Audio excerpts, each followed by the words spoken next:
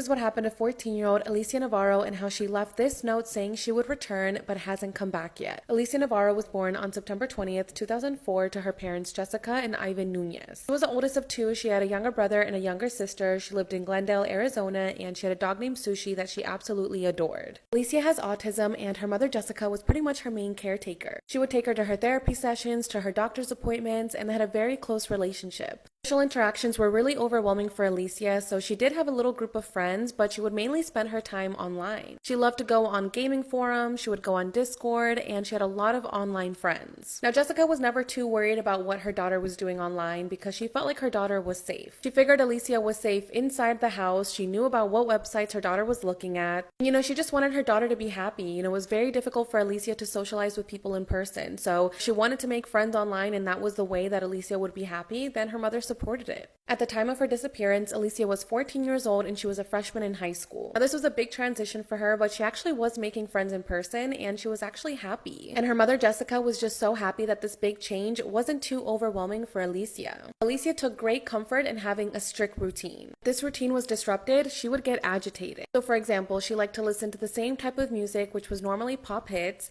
She would eat the same type of foods. She only wore long sleeve shirts even in the hot Arizona weather. This is just what worked for Alicia, but in the months leading up to her disappearance, things started to change. She started to show new interests. So instead of listening to pop music, she started listening to rock, such as Pink Floyd. She started to read more comic books, specifically Marvel's Demon in a Bottle series. She also started to ask her mother if she could buy some body sprays and perfumes, which Jessica found a little bit odd. Normally, she never wore perfume or anything like that because she had an aversion to overpowering smells. But now she really wanted some perfume, and she also started asking her mom if she could wear some makeup. On top of all those changes, she also started asking her mom if she could buy some more, kind of provocative clothing. She went from always wearing a long sleeve shirt to now asking her mom if she could buy her an open back shirt. Jessica found these new interests a little bit odd, but she just figured that maybe it was because of high school. Maybe her friends had peer pressured her to start wearing makeup, more provocative clothing, things like that. September 14th, 2019, just 5 days before her 15th birthday, Alicia asked her mom if she could stay home from school. Jessica agreed and they had a wonderful day together. They went to McDonald's, they went to get their eyebrows threaded, and they went to a chocolate shop. When they got home later that night, she said that she heard Alicia laughing in her bedroom. The next morning, at around 7 a.m., Jessica went downstairs to start making breakfast for the family, and that's when she noticed that the back door was cracked open. She asked her husband if he left the door open, and he said no. So she went outside to see what had happened, and that's when she saw that there were two chairs leaning against the brick wall. They ran over to Alicia's room to see if everything was okay, but Alicia was gone. All they found was this note from Alicia that said, "I ran away, I will be back, I swear, I'm sorry." Okay, more in part 2. Part 2 on what happened to 14-year-old Alicia Navarro and how she left this note saying she would return but hasn't come back yet. Jessica finds this note in Alicia's bedroom and she says that it seems like her daughter wrote this in a hurry. Normally, Alicia had very pretty handwriting, but this handwriting looked a little bit messy. So after finding the note and finding the two chairs leaned against the brick wall, Jessica assumed that her daughter had snuck out of the house and had used the chairs to climb over the wall. Normally, this gate was unlocked, but she figures that maybe Alicia thought that the gate would make too much noise, and that's why she decided to just climb over the wall. As soon as she realized that her daughter Alicia was missing, she called the Glendale Police Department and reported her daughter as missing. Police immediately arrived to the scene and they started going through Alicia's bedroom to see if they could find any type of evidence. They discovered that Alicia had taken her laptop, her comic books, her cell phone, and body sprays. Along with that, she had also taken a small backpack adorned with metallic cat ears. What they thought was odd is that Alicia didn't take any of her cell phone or laptop chargers. So it honestly seemed like she did plan on returning home since she didn't take any of her chargers with her or any of her clothes. They tried to track her cell phone to see if they could figure out where it would last ping, but her cell phone had been turned off since the morning she disappeared. She also didn't take any of her medication with her, and Jessica says that she needs this medication. So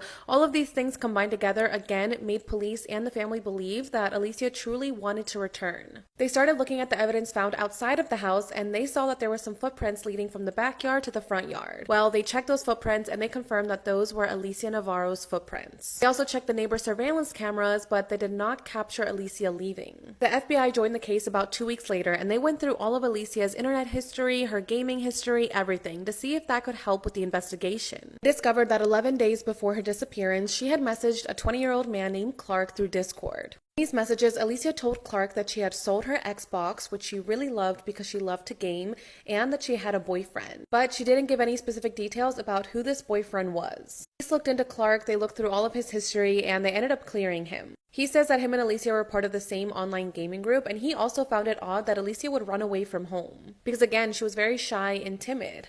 Jessica and the rest of the family started to believe that Alicia had been lured by an online predator. The reason for that is because, again, Alicia spent the majority of her time online. There was one incident that Jessica had caught Alicia giving personal information to a man online. As soon as she saw that happen, she sat Alicia down and told her about the dangers of speaking to strangers and that she shouldn't share these details with anyone. And there was another incident where Jessica actually filed a police report with the Arizona Police Department because Alicia was speaking to a man online that was much older than her. This man was asking Alicia questions such as, "Do you have any stuffed animals?" He also said, "Well, if you don't have any stuffed animals, I can be your stuffed animal." It was just a very inappropriate conversation, so she reported it to the police, but they didn't really do much about it. And one day Jessica noticed that there was a hole about the size of a golf ball in Alicia's window. Okay, more in part 3. This is part 3 on what happened to 14-year-old Alicia Navarro and how she left this note saying she would come back but hasn't returned yet. Jessica found this hole that was about the size of a golf ball inside of Alicia's window, and when she asked Alicia about it, she said that a bird had done it. However, her husband investigated the window, and it seems like this hole was made from inside the room, not from the outside. So if that's the case, how could a bird have done this? Maybe Alicia made this hole herself, but why? 2 weeks before her disappearance, she went to the mall with a friend named Cody. And when she came back from the mall, she told her mom that Cody had this guy friend who was very into fitness, protein shakes, things like that. Soon after, Alicia started asking for protein powder. She started asking her mom for supplements. It's just all very odd, and unfortunately to this day in 2023, Alicia Navarro is still missing. Jessica truly believes that her daughter was chatting with someone online that convinced her to run away from home. But that Alicia did have plans to return because, again, she didn't take her medication with her, she didn't take any of her chargers, any of her clothes, nothing. So she does want to return, but there's something preventing her from coming home. There were actually 2 potential sightings of Alicia at a local park that was about 1.5 miles away from her home. These sightings happened just a few days after she disappeared, and people said that they saw Alicia walking on foot in this park with a man covered in tattoos. He had tattoos on his face, on his body, his hands, everywhere. Now, of course, Jessica and the police went to go investigate, but there's no surveillance cameras at this park, so there's really no way to corroborate these claims. Jessica has come out and said that she thought her daughter was safe inside her home because she was using the internet at the house, the laptops at the house, everything. But she says she didn't realize that people were inside her home without her realizing it. I've seen a couple of organizations say this, organizations that talk about online predators, and they say you can lock your doors, you can lock your windows, you can do everything to prevent people from coming inside your house. But what a lot of people don't realize is that they can come in through your internet, through your computer, through your cell phone, through your Xbox. It's so important to talk to your kids about the dangers of being online, about chatting with strangers, things like that. Jessica wants other parents to be aware of this, and she doesn't want this to happen to any other child. Jessica is an amazing advocate for her daughter. She actually has her own TikTok and Facebook page, so I will tag those down below so you guys can show her some support. She wants people to continue to share Alicia's story because you never know who might see Alicia's face and think, I know her, I know where she is. And Jessica just wants her daughter to know that if she's still out there, that she can come home, that she's not mad at her, and that she still loves her. My thoughts and prayers go out to Jessica, to Alicia's family and friends. I am so sorry that this happened to her, and I truly hope that you all get the answers you are looking for and that Alicia is found. There is a GoFundMe open to help put up billboards with Alicia's information, and there also is a $20,000 reward in this case. And it came in a very credible source that brought in evidence that the body of Madeleine McCann may well be in this reservoir. They're called the Barragem de Arade, and it's a quite large expanse of water, about 25-30 minutes from Prazelush, where she went missing. Now, this evidence came in, and Hans Christian Wolters double-checked it and immediately got in touch with the prosecutor in Portimao, a woman who's been in charge there since about 2014. A man was walking around in the streets with my decapitated head. I am Mona Haydari. I was born in the September 24, 2004. When I was 12, I was forced to marry my first cousin, a man by the name of Sajjad. The legal age of marriage in Iran is actually 13 years old, but my own dad gave consent to it, and I was married away. I was constantly beaten by Sajjad. I even went to my parents and begged them to let me divorce Sajjad, but they did not approve. By the age of 14, I was already pregnant, but still the beatings continued. When I was 17 years old, I met a man online named Ali. I had told him about my story, and told him everything about my occasional beatings and my husband. With the help of Ali, I moved to Turkey and lived with him for a few months. My dad started looking for me everywhere and in the end contacted Interpol and eventually found me. When they found me, they tried to convince me to come to Iran. They promised me that I would be safe upon return. In the end, they finally convinced me by saying they would take me to the police station, which was all a lie. My ex-husband Sajjad caught word about that I had returned and started looking for me. En route to the police station, I was stopped by a car. From the car, two men kidnapped me and took me to a room. This was Sajjad and his brother. They brought a big knife and decapitated my head. After they were done with fully cutting off my head, they walked around in the streets with my decapitated head, and was shortly caught by police. Sajjad and his brother was facing the death sentence, since my dad said he would never forgive them. But my dad lied. Sajjad said Ali had sent pictures of himself and me to humiliate him. When my dad heard this, my parents had the option to demand something called qisas. This is part of Iran's Islamic law. The parents could either demand Sajjad being killed, or Sajjad getting a lower sentence. They chose to give the person that murdered me a lower sentence. I was stabbed in the back by my parents, and in the throat by my ex-husband. I just killed my children. Excuse me? I just killed my children. Where are you? I'm in the abandoned house on Highway 77 right after you go underneath the highway. One of them's still alive. Hurry. How? Under what highway? You're on Highway 77 where? I'm on Highway 77 right after you go under 35 going towards Milford. Get an ambulance out here to save the one that didn't die. Come on. Hurry up. What's your name? Bitch, call them. Have you already called them? Yes, ma'am, I have. Okay. I need your name. I don't want to tell you my name.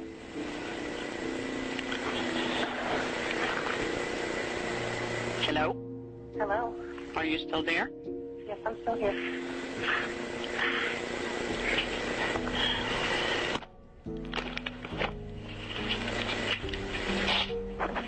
'77 toward Milford. Right after you cross under the bridge, she's telling me she's killed her children.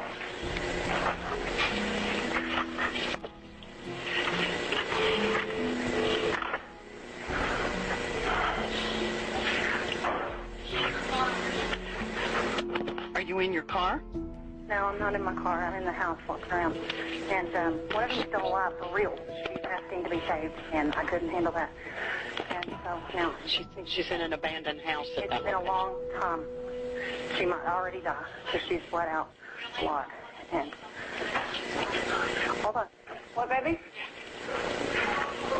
77 is Be still. What did you say? I want to talk to 911. She said, please send to her. Okay. Well, we've got people en route. Get an ambulance, because one of them's still alive, she said. Can you tell me what happened? Ma'am? Hello? Ma'am? What? Can you tell me what happened? I can't get the door open. You can't get what door open, darling? The front door, so y'all can come in when y'all get here. Why won't it open? I don't know. Hold on.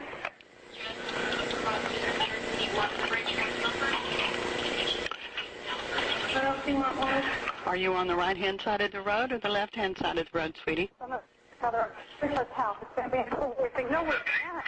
Okay, they're coming. They're coming. I would just want to try to clarify exactly where they are. Can you tell me what happened? I don't want to say. I don't see any lights. They're not coming. Well, they're on their way. My partner's getting them to you just as quickly as she can. How many?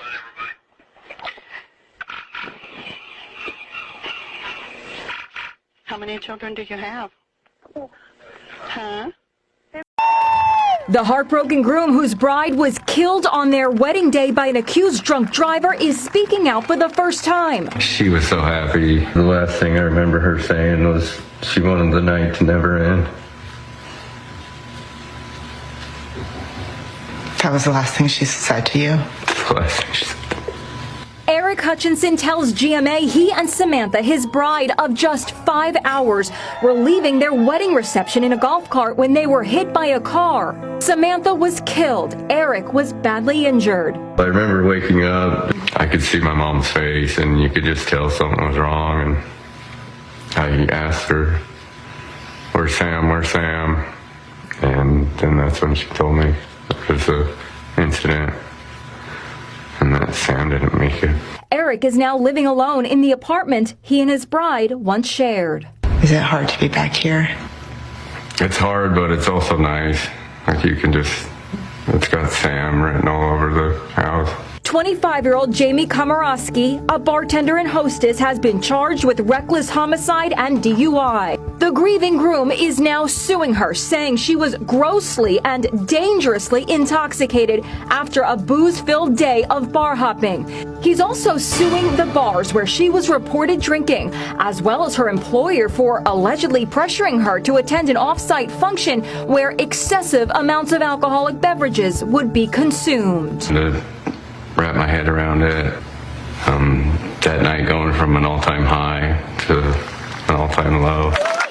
A few weeks ago, a 66-year-old handyman named Lawrence Herr was installing a mailbox outside of a home in Kenner, Louisiana, toiling away in the heat, working past retirement age to provide for his sick 90-year-old mother. And that's when two men in their 20s, Taj Matthews and Maurice Holmes, drove by. And unlike Lawrence Herr, Taj and Maurice were not productive members of society. They were not the kinds of people you'd want living in your neighborhood or anywhere near your kids. Maurice Holmes had just gotten out of prison on a 6-year sentence for domestic violence. And that day, Maurice Holmes and Taj Matthews were supposed to be at their jobs at IHOP, but they pretended to be sick. And a few hours after getting out of work, they passed Lawrence Herr for the first time as he was working on the mailbox. Surveillance footage shows that the two men drove by and then made a U-turn and passed by Lawrence Herr again. And then they made another U-turn and they drove past a second time and then another U-turn. On the third pass, Maurice Holmes handed a 9mm pistol to Taj Matthews, who then proceeded to shoot Herr in the back. Lawrence Herr bled out next to the mailbox as the two men drove away. Officer.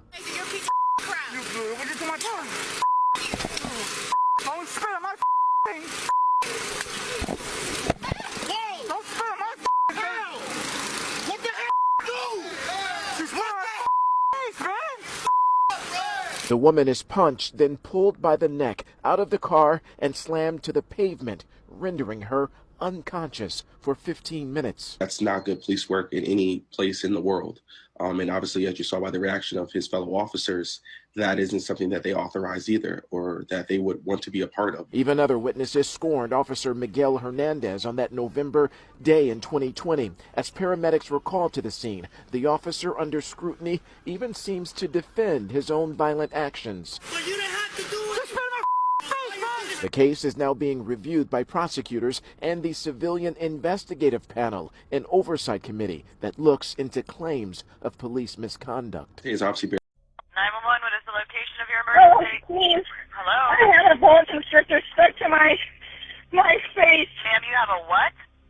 Boa constrictor. You have a boa constrictor stuck to you? It's a house. I'm outside with it. You're outside with a boa constrictor stuck to your face? Yes. Okay. I just rescued it yesterday, please. You arrested the boa constrictor yesterday? I rescued it.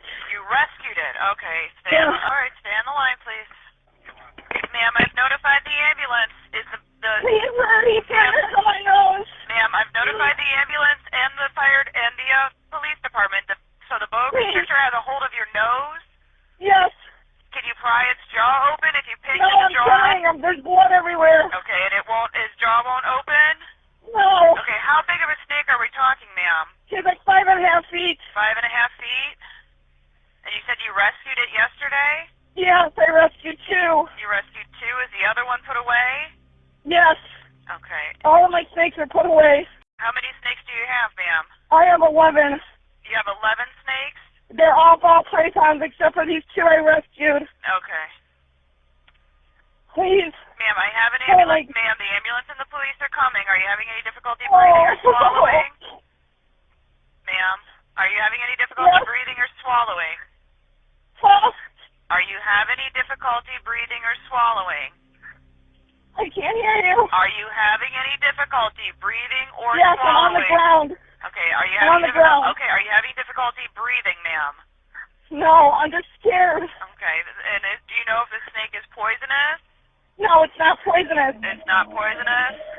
Okay, and What? are you outside or out front? Oh, God, hurry, please. Ma'am, the ambulance and the police are coming. Are you outside or out front? Outside, up front. You're out in the front?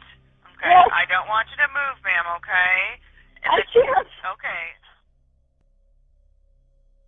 Is the snake wrapped around you, or does it just have a hold of your He's nose? around my leg, and he's got my nose. He's around your waist and he has your nose? Oh. Oh. And you're right there by the intersection of Howell Street. I am. Okay. You're right there by Howell Street, across the street from Howell Street on Lake Road. The ambulance and the fire department are coming, okay? Just try and stay calm. It still won't let go. It still won't release.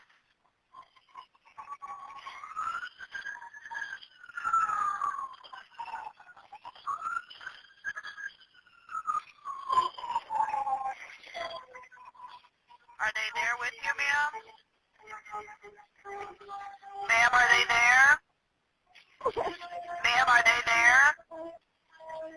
Hello? Ma'am, I'm going to hang up with you since they're there, okay? Ma'am, I'm going to hang up now since they're there. They're there, okay, bye-bye.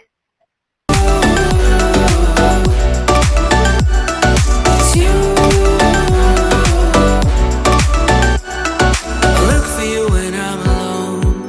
You got a hold on me. Look at how we've grown in time. Maybe we should go away. Escape these city lights and find a place in the clouds up high. It's true.